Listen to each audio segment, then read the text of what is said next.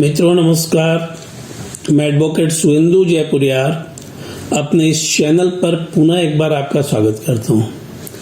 मित्रों, अभी 3 दिनों पहले मैंने रेरा पर एक वीडियो अपलोड किया है, real estate regulatory authority act 2016 पर, और इसमें मैंने बतलाया है कि हमारे वकील बंधु रेरा एजुकेटिंग ट्रिब्यूनल में कैसे प्रैक्टिस कर सकते हैं और क्या क्या प्रोविजन है। लेकिन अभी मित्रों हमारे पास लगातार ही जो ईमेल आ रहे हैं, जो मैसेज आ रहे हैं, उसमें होम बायर्स के फोन आ रहे हैं और होम बायर्स ने मुझे कहा है कि हम लोग जो एग्रीव्ड हैं, ठीक है, हम लोग जो बिल्डर के चलते हम लोग जो एग्रीव्ड हैं, बिल्डर ने जो धोखा दिया है लोगों को, और उसमें क्या प्रोविजन है, रेरा में कैसे रिलीफ लिया जा सकता है।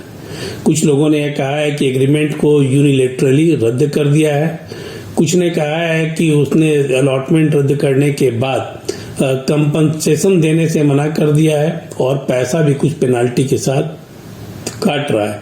तो इसमें क्या प्रोविजन है, ठीक है ना। एक महिला ने पूछा है कि पूरा पैसा उसने जमा कर दिया है और उस महिला के भाई ने मैसेज किया है कि पूरा पैसा उसने बिल्डर के पास जमा कर दिया है, लेकिन अभी तक बिल्डर जो है वह उन्हें फ्लैट नहीं दे रहा है। तो इन सारी चीजों पर बहुत सारी क्वेरी है, तो मैं इन सारी चीजों की चर्चा सब करना चाहूंगा, ठीक है ना। सबसे पहले मैं आप लोगों को बतला दूं कि एक अलॉटी को, ठीक है ना, जो बायर हैं उन्हें क्या क्या करना चाहिए एग्रीमेंट के पहले, इस चीज को पहले ध्यान में रखना जरूरी है। क्योंकि आज जब वो फ्लैट बुक करने जा रहे हैं और 90% लोग जो हैं वो फ्लैट लेना पसंद करते हैं, फ्लैट बुक करने जा रहे हैं, तो उन्हें क्या करना चाहिए। तो सबसे पहले यह देखिए कि कोई भी फ्लैट जब आप बुक करने जा रहे हैं तो आप बिल्डर से पूछिए कि क्या यह लैंड का जो नेचर है वो क्या क्लियर है, क्या लैंड पर किसी तरह का कोई डिस्प्यूट नहीं है। यदि डिस्प्यूट नहीं है तभी उसका नक्शा पास होगा और तभी उसका रेरा में रजिस्ट्रेशन होगा, इस बात को आप ध्यान में रखेंगे। और तब आप यह पूछिए कि क्या यह रेरा से अप्रूव्ड है, या रेरा से अप्रूव्ड है। तो रेरा से यदि अप्रूव्ड होगा तभी आप उस पर आगे बढ़े। यदि कोई भी फ्लैट आज के डेट में यदि आप बुक कर रहे हैं और वो रेरा से यदि अप्रूव्ड है तभी आप उसमें आगे बढ़े, ठीक है। और रेरा से जब आप अप्रूव्ड प्रोजेक्ट को देख लें तो सबसे पहले आप उससे नक्शा की कॉपी ले लें। जो अपार्टमेंट का नक्शा है उसमें कौन सा फ्लैट आपने बुक किया है, ठीक है ना, इस चीज को आप सबसे पहले, या बुक करने जा रहे हैं इसको आप सबसे पहले देख लें। कितना स्क्वायर फीट है, कितना सुपर बिल्टअप एरिया है और कितना बिल्टअप एरिया है, मतलब कितना कारपेट एरिया है, कहाँ कहाँ पर आपको गार्डन दिया हुआ है, कितना ओपन स्पेस है। इन सारी चीजों को आप देख लें और तभी आप उस पर आगे बढ़े, ठीक है। कि आप पूछेंगे कि भाई बनने के पहले इन सारी चीजों की आवश्यकता क्या है, क्योंकि बनने के पहले इन सारी चीजों की आवश्यकता है, क्योंकि आप बुक कर रहे हैं तो आप स्क्वायर फीट के हिसाब से बुक कर रहे हैं, ठीक है। दूसरी चीज है कि सुपर बिल्टअप एरिया जो है वो आपका पार्ट है, क्योंकि वह बिल्डर उसके लिए आपसे पैसा लेता है। तीसरी चीज क्या है कि आप जब बुक कर रहे हैं किसी फ्लैट को तो उसके प्रोपोर्शन में कितनी जमीन आपको मिलेगी इसको भी आप बहुत स्पष्ट कर लें, ठीक है ना। कितनी भूमि आपको मिल रही है और जो फ्लैट का एरिया है, फ्लैट के एरिया के साथ साथ जो जमीन है, पूरे प्लॉट की जो जमीन है उसमें रेशियो में कितनी भूमि आपको, कितना लैंड के नाम से रजिस्ट्री होगा, इसको आप क्लियर कर ले। क्या क्या फिटिंग्स लगाएंगे, कौन कौन सा स्पेसिफिकेशन है, कौन सी बिजली की फिटिंग होगी, कौन सा आपका सैनिटरी फिटिंग होगी, इन सारी चीजों की भी जानकारी आप अवश्य ले लें, इन सारी चीजों को आप जान लें, ठीक है ना। दूसरी चीज है कि आप यह भी देख लें कितने फ्लोर तक नक्शा पास है। कभी कभी होता क्या है कि 10 फ्लोर तक नक्शा पास होता है और 11वें फ्लोर में जाकर लोग फ्लैट को बुक कर देते हैं। वो ये ध्यान ही नहीं देते हैं कि वह 11वां फ्लोर तक नक्शा पास है या नहीं है। तब ऐसी स्थिति में वह गैर कानूनी हो जाता है और कभी भी उसको म्युनिसिपल कॉर्पोरेशन के द्वारा या फिर रेरा अथॉरिटी के आदेश से उसको तोड़ा जा सकता है। इन सारी चीजों को आप ध्यान में रख लें। अब दूसरा है कि आप एग्रीमेंट जो करते हैं तो एग्रीमेंट में देखिए कि ये सारी चीजें मेंशन है या नहीं, ठीक है ना। एग्रीमेंट में ये सारी चीजें मेंशन है या नहीं, इन सारी चीजों को देख लीजिए। अब दूसरा प्रश्न जो क्वेश्चन लोगों ने कहा है कि और एग्रीमेंट के अलावा, ठीक है ना, एग्रीमेंट के अलावा जो है और भी बहुत सारे रिक्वायरमेंट होते हैं जिसको आपको जानना जरूरी है, जिसकी चर्चा भी मैं यहाँ पर कर रहा हूँ। दूसरी चीज है कि पेमेंट का शेड्यूल, पेमेंट एग्रीमेंट जब आप करते हैं तो पेमेंट का शेड्यूल जो है उसको आप देख लेंगे, पेमेंट का शेड्यूल क्या है, किस बैंक के साथ इसको टैग किया गया है जहां से आपको लोन मिलेगा। इन सारी चीजों को वेरीफाई करना आपको जरूरी है, क्योंकि आप यदि एक बार बुक कर देते हैं और प्रोजेक्ट यदि बैंक के साथ अप्रूव नहीं है किसी बैंक के साथ, तो आप ये समझ लीजिए कि आपको लोन नहीं मिलेगा। इसको भी आपको जानना जरूरी है, ठीक है। इन सारी चीजों को आपको जानना जरूरी है। और प्रोजेक्ट जब पूरा हो जाता है तो रजिस्ट्री के समय, रजिस्ट्री के पहले आप ये देखें कि कंप्लीशन सर्टिफिकेट है या नहीं है, और ऑक्यूपेंसी सर्टिफिकेट उसने लिया है या नहीं लिया है। इस बात को आप ध्यान में रखें। यदि बिल्डर बहुत अच्छा है तो यह कहता है कि मैं बाद में ये सब आपको दे दूंगा, रजिस्ट्री भी मैं कर देता हूँ, तो उसमें भी कोई दिक्कत नहीं है। यदि बिल्डर बहुत विश्वासी है, और बहुत बार ऐसा होता है, तब यह किया जा सकता है। लेकिन सामान्यतः हम यह कोशिश ये होनी चाहिए कि ऑक्यूपेंसी सर्टिफिकेट और जो कंप्लीशन सर्टिफिकेट है वो आप उसको देख ले, और उसकी कॉपी आपके पास होनी चाहिए, जिससे कि आपको बाद में किसी परेशानी का सामना नहीं करना पड़े। अब मैं आता हूँ कि जब रजिस्ट्री हो जाती है तब उसके बाद आपको म्यूटेशन कैसे कराना है, यह बिल्डर से आप बात कर लें, क्योंकि सामान्यतः वही म्यूटेशन करा देते हैं, रसीद कटा देते हैं, ठीक है। तो यह तो हुई पूरी प्रोसेस की बात, आप एग्रीमेंट से लेकर रजिस्ट्रेशन तक की बात। जब सब कुछ स्मूथली चल रहा है तो यहाँ पर जो प्रश्न मेरे सामने पूछा गया है उसमें लोगों ने पूछा है कि बिल्डर ने एग्रीमेंट कर दिया और उसको कैंसिल कर दिया, ठीक है, अब मैं क्या करूं। तो मैं आपको रेरा एक्ट के सेक्शन 11 की चर्चा करूंगा, उसके सब सेक्शन 5 की, जिसमें कहा गया है कि बिल्डर यूनिलेटरली, मतलब अपने तरफ से एक तरफा कोई निर्णय लेकर किसी भी एग्रीमेंट को कैंसिल नहीं कर सकता। वह एग्रीमेंट कैंसिल यदि करता है, ठीक है ना, आपसी सहमति से एग्रीमेंट कैंसिल होगा।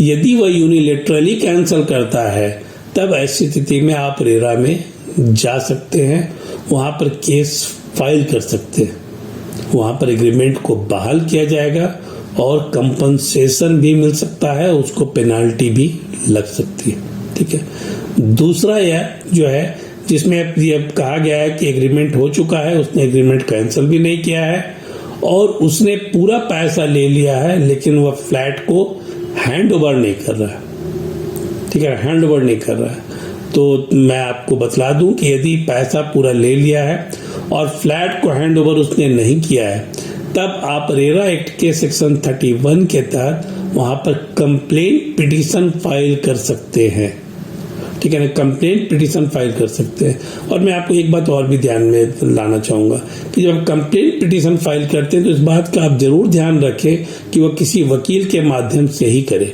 क्योंकि कभी कभी होता क्या है कि बायर्स खुद ही जाकर फाइल कर देते हैं, प्रोविजन भी है, लेकिन वकील जब अपोजिट साइड से वकील अपीयर होता है तो तरह तरह के चीजों को वो अपना जुगत लगाता है, जिससे कि आपको उलझा कर रखे। लेकिन यदि वकील के माध्यम से आप फाइल करते हैं तो यह दांव पेच शायद सामने वाले का नहीं चल पाए, यदि आपके वकील बहुत अच्छे हैं तो, ठीक है। तो यह मैंने आप लोगों का कि आप कंप्लेंट केस को फाइल कर सकते हैं। कंप्लेंट केस जब आप फाइल कर सकते हैं तो उस पर उसे जब ऑर्डर पास होगा तो ऑर्डर में उसे यह पास होगा, और आप जो प्रेयर करते हैं उस पर प्रेयर करें कि उसको फ्लैट का पोजीशन दिया जाए और साथ ही साथ पेनाल्टी दी जाए, ठीक है ना, पेनाल्टी भी दी जाए। तो मित्रों मैं आपको बतला दूं कि वह फ्लैट को हैंडओवर करेगा रेरा के आदेश से और पेनाल्टी भी देगा। Section 18 of the RERA act में पेनाल्टी का प्रोविजन किया गया है और इंटरेस्ट पेमेंट का प्रोविजन किया गया है। यदि वह डिले करता है, हैंडओवर करने में डिले करता है, जैसा कि अभी एक मैसेज जिसमें था कि हैंडओवर नहीं कर रहा है और वह उसकी समय अवधि निकल चुकी है, तो यदि वह डिले करता है तो उसका पूरे हर महीने का हर दिन के हिसाब से उसको इंटरेस्ट देना पड़ेगा, जो बैंक इंटरेस्ट है वह पे करना पड़ेगा, और साथ ही साथ उसको कंपनसेशन भी देना पड़ेगा। सेक्शन 18 में इसका प्रोविजन है, और बहुत सारे जजमेंट भी इस पर आए हुए हैं, ठीक है ना, बहुत सारे जजमेंट भी आए हुए हैं। पिछले वीडियो में मैंने 1-2 जजमेंट की चर्चा भी की थी, तो बहुत सारे जजमेंट भी आए हुए हैं। इसीलिए बहुत ही राहत है रेरा के आने के बाद जो बिल्डर के ऊपर नकेल कसा गया है और बायर्स जो हैं, जो फ्लैट ओनर होंगे, टू बी फ्लैट ओनर, उनको काफ़ी राहत दी गई। एक और प्रॉब्लम जो लोगों ने कहा है कि फ्लैट तो मुझे हैंड ओवर कर दिया है, मैंने एक बड़ा फ्लैट बुक किया था, उसमें मैंने 2 कार पार्किंग बुक की थी, और जो कार पार्किंग बुक की थी वो साइड बाय साइड था, लेकिन एक कार पार्किंग तो मुझे दी गई है और दूसरी कार पार्किंग की जगह पर कंस्ट्रक्शन कर दिया गया। तो मित्रों, मैं आपको बतला दूं कि यदि ऐसा कुछ बिल्डर ने किया है तो आप उसको तोड़वा सकते हैं। रेरा में आप कंप्लेन केस फाइल करिए, और रेरा इन सारी चीज़ों पर बहुत ही सख्त है और वह उसको तोड़वाएगा, ठीक है ना, उसको तोड़वा देगा उस चीज़ को। यदि वह नक्शा के अनुरूप नहीं है तो तोड़वा देगा। एक और प्रश्न पूछा है तो हमारे एक मित्र ने कि हम लोगों ने एक बड़े सोसाइटी में फ्लैट को बुक किया था और वहाँ पर फ्लैट तो हम लोगों को हैंडओवर कर दिया गया, उसमें कहीं कोई परेशानी नहीं है, लेकिन जिस जगह को गार्डन दिखाया गया था उसे वह कॉमर्शियल प्लॉट के रूप में डेवलप कर रहा है, ठीक है, कॉमर्शियल प्लॉट फ्लैट के रूप में डेवलप कर रहा है। तो आप जब मित्रों है, मैं आपको बता दूं कि जो नक्शा में जो चीज पास है और जो आपको दिखलाया गया है बिक्री के समय, आपके पास भी नक्शा हुआ होगा, तो दिखलाया गया है उसको वो डेविएट नहीं कर सकता है, ठीक है ना, उसको एक डेविएट नहीं कर सकता है, उसको किसी भी हालत में वो आपको देना ही देना है, देना ही देना, इस बात को आप जान लें। दूसरी चीज है कि फ्लोर एरिया रेशियो जो है वो कोई भी बिल्डिंग जब खड़ी होती है तो फ्लोर एरिया रेशियो के अनुसार खड़ी होती है। तो कोई भी फ्लोर एरिया रेशियो जो है वो 2.5 का होता है, मतलब फ्लैट यदि खड़ा हुआ है 100 फीट का तो उसका पूरे एरिया को जोड़कर उसका 2.5 गुना, ठीक है, 2.5 गुना लैंड होना चाहिए। तो इन सारी चीज़ों को आपको जानना चाहिए और तभी आप अपने बिल्डर के साथ अपनी बातों को, बिल्डर के सामने अपनी बातों को रखकर अपने अधिकार को ले सकते हैं। तो मैं आपको बता दूं कि यदि आप कहीं पर भी ग्रिप्ड हैं बिल्डर के कृत्यों से, के एक्शन से, तो आप रेरा कोर्ट में जाकर केस को फाइल कर दें। दूसरी बात यह है, एक बात और भी, एक क्वेश्चन पूछा गया है कि 2016 में रेरा एक्ट लाया गया, लेकिन प्रोजेक्ट उसके पहले शुरू हो चुका था, तो क्या मुझे इसमें राहत मिलेगी? तो मैं यह भी आपको बतला दूं कि section 3 of the RERA act में स्पष्ट कहा गया है कि यदि कोई प्रोजेक्ट ऑन गोइंग है, ठीक है ना, ऑन गोइंग है मतलब कि 2016 के पहले तक यदि कंप्लीट नहीं हुआ है तब उसे रेरा एक्ट में रजिस्ट्रेशन कराना होगा, और जैसे रेरा एक्ट में रजिस्ट्रेशन होता है वो रेरा के अंतर्गत चला आता है। इसीलिए 2016 के पहले, भले 10 साल पहले से प्रोजेक्ट चल रहा हो और यदि 2016 तक कंप्लीट नहीं हुआ है तो वो रेरा के तहत उसको रजिस्ट्रेशन कराना होगा। इसके साथ साथ एक और बात भी कही गई 2016 के एक्ट में कि कोई भी केस, यदि पुराना केस पेंडिंग है अपार्टमेंट से संबंधित सिविल कोर्ट में, तब उसे ट्रांसफर कर दिया जाएगा रेरा के एजुकेटिंग अथॉरिटी के पास, रेरा ट्रिब्यूनल के पास। मतलब कि पुराना केस भी यदि है तो रेरा के पास वह केस ट्रांसफर हो गया होगा और रेरा ही उस पर सुनवाई करेगी। इसीलिए आपको सभी तरह से राहत देने की कोशिश सरकार ने की है और आप आराम से चीज़ों को बहुत अच्छे तरीके से, ठीक है, बहुत अच्छे तरीके से आप बिल्डर के साथ इन सारी चीज़ों पर डील करिए। नई बात बनती है आप उनके प्रोविजन को बताइए, नई बात बनती है तब आप रेरा एक्ट के तहत केस को फाइल कर दे रेरा एजुकेटिंग अथॉरिटी में, और उसके लिए डिफरेंट प्रोविजंस दिए हुए हैं। एग्रीमेंट यदि यूनिलैटरली कैंसिल कर दिया है तो उससे प्रोविजन है, यदि फ्लैट हैंड ओवर नहीं किया है तो उसको इंटरेस्ट देना पड़ेगा, ठीक है, इंटरेस्ट देना पड़ेगा, फ्लैट तो देना ही पड़ेगा। यदि फ्लैट नहीं दे पा रहा है तो उसका पैसा विथ इंटरेस्ट एंड कंपनसेशन देना होगा। इन सारी चीज़ों की चर्चा इसमें बहुत ही स्पष्ट तौर पर की गई है और इससे संबंधित बहुत सारे जजमेंट भी हैं। तो मित्रों, मुझे उम्मीद है कि आपका जो प्रश्न होगा वो सारे प्रश्न का जवाब आपको मिल गया होगा। इसके अलावा हमारे एक मित्र ने नोएडा से प्रश्न किया है कि ग्रेटर नोएडा डेवलपमेंट अथॉरिटी है, उसने उनके साथ एग्रीमेंट किया और एग्रीमेंट करने के बाद उन्होंने उस झंझट में बाद में पता चला कि कुछ जिस लैंड पर वो बनाने वाले थे फ्लैट और या फिर जो मकान बनाने वाले थे उस पर कुछ विवाद था, तो उन लोगों ने कुछ लोगों को पैसा लौटा दिया। इन्हें भी जिन्होंने मुझे मैसेज किया उन्होंने लिखा है कि मेरा भी पैसा लौटाने का उन्होंने ऑफर किया, लेकिन उसमें कुछ पेनाल्टी मेरे ऊपर लगा दी, ठीक है ना। मैंने तुरंत उसका जवाब दिया। उन्होंने कहा कि मैंने तुरंत उसका जवाब दिया और मैंने कहा कि विदाउट पेनाल्टी विथ इंटरेस्ट मेरा पैसा लौटाइए। तो मित्रों, मैं आपको बता, उन्होंने जो प्रश्न किया है तो उन्होंने कहा है क्या उनका पैसा लौट सकता है।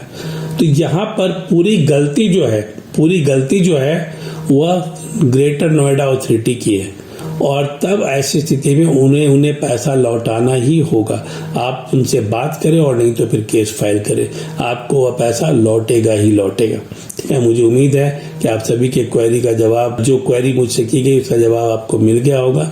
इसके बाद भी कहीं कोई प्रॉब्लम है तो आप निश्चित रूप से आप मुझसे फिर से मेल पर बात कर सकते हैं, मेल कर सकते हैं और या फिर मैसेज कर सकते हैं। मैं कोशिश करूँगा कि समय निकाल कर उन सबका जवाब आपको दूं। धन्यवाद।